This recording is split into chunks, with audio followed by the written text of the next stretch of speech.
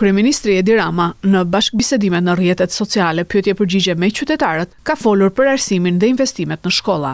Kryetari i Partisë Socialiste Rama tha se 238.000 nxënës marrin sot libra falas dhe përsëriti se brenda mandatit të katërt do të bëjnë rrogën mesatare të mësuesve 1.250 euro. Shkollat ishin mysybet dhe të gjithë prindrit ishin të detyruar t'i blinin vetë librat për fëmijët e tyre.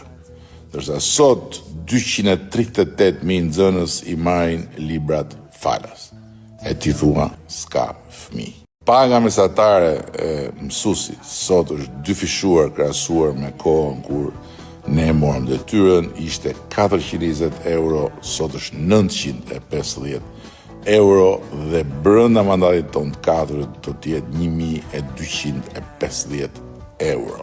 Në ndërkohë, po të them gjithashtu se deri në fund mandatit ardhshëm 430 shkollave të reja që kemi ndërtuar dhe shtohen dhe 200 të tjera.